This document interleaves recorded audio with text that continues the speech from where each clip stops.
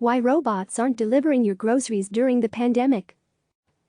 Washington, D.C. By 2020, robots were supposed to be driving our cars and delivering food and other goods to our homes. These technologies would have proven beneficial in a year defined by the COVID-19 pandemic, where contactless delivery and driverless cars would help keep humans out of harm's way. But none of these long-promised technologies are ready for widespread public use, and now an opportunity appears to be slipping away. I almost view it as a solved problem, Tesla CEO Elon Musk said of autonomous driving back in 2015.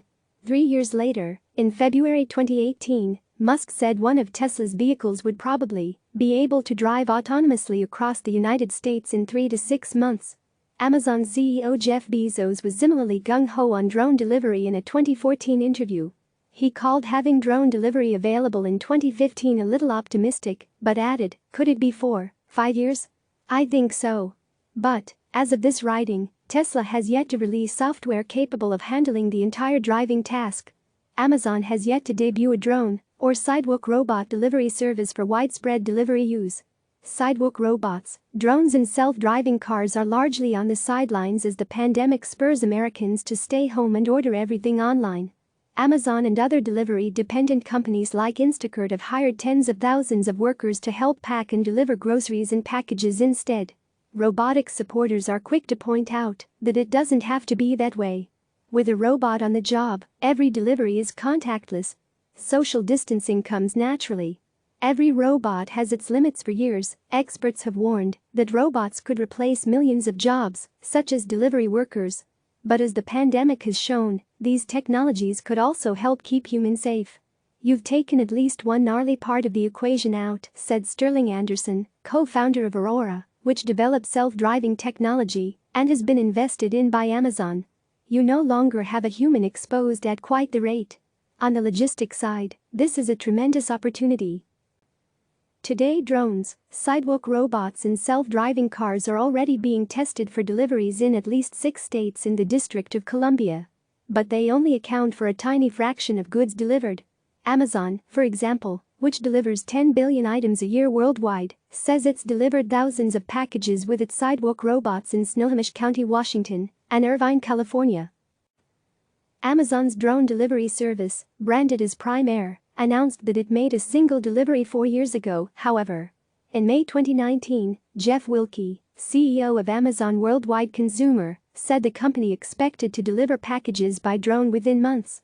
But almost a year later, it still hasn't happened. "We continue to make progress on Prime Air and look forward to the day when we are fulfilling customer orders in 30 minutes or less," Amazon Robotics Vice President Brad Porter said in a statement shared with CNN Business. "We're working closely with the FAA and other regulators to make that a reality." Pony AI, a Fremont, California-based startup, is using its self-driving cars to deliver packages in Irvine, California. But it only makes about 200 deliveries a day, a similar load to what one human-driven UPS truck does on a busy day. While the pandemic has created a huge opportunity for robots, the technology isn't mature enough to seize the moment, experts say. Robots haven't yet proven they're safe enough to operate fully independently. Companies must rely on humans to supervise delivery robots to prevent mistakes and help the robot out of confusing situations. Pony AI, for example, still has a safety driver sitting behind the wheel and another human watching its fleet from its offices. Cruise, the self-driving subsidiary of General Motors, GM, has 2 test drivers riding in its self-driving cars during delivery trips as a safety precaution. As a result, labor costs make operating a robot delivery service cost prohibitive.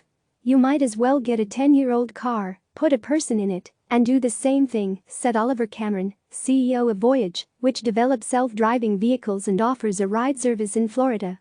New opportunities arrive, while the pandemic represents a missed opportunity to implement these technologies on a mass scale. The engineers working on this technology say they see a silver lining. They believe the pandemic will accelerate the development and social acceptance of robots as the general public sees how useful they are. Moments like these are in many ways tragic.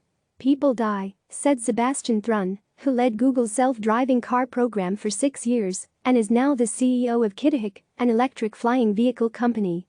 But there are also moments that might lead to real innovation.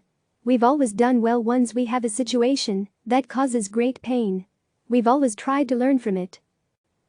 Earlier this week, in Sacramento, California, the Silicon Valley-based delivery startup Nuro lent one of its sleek autonomous pods to deliver medical supplies to a sports arena that has been converted into a makeshift medical facility. Medical workers won't have to touch the vehicle, according to Nuro, as a remote human operator is watching for a thumb-up signal indicating they should open the vehicle's doors. In Ghana, drones from the Silicon Valley startup Zipline are transporting COVID-19 tests. UPS recently tested drone delivery in Virginia to see how the robots could help in responding to a pandemic. Wing, the drone division of Google's parent company, Alphabet, Goog, has operated a delivery service in Christiansburg, Virginia, since October 2019 and has said it has seen an uptick in deliveries during the pandemic. Tom Moss, CEO of Skydio, which makes an autonomous drone, believes the pandemic will be a catalyzing event for robotics. Ohio's Highway Department is using Skydio's drones for bridge inspections, which helps keep its employees out of close proximity from one another. In Ann Arbor, Michigan, 8 self-driving robots that resemble bicycles from the startup Refraction are making 50 to 100 deliveries a day, according to CEO Matthew Johnson-Robertson.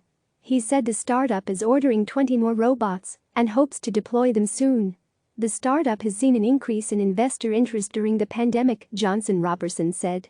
There's never been a better time to have an autonomous vehicle on the streets than right now, Johnson-Robertson said.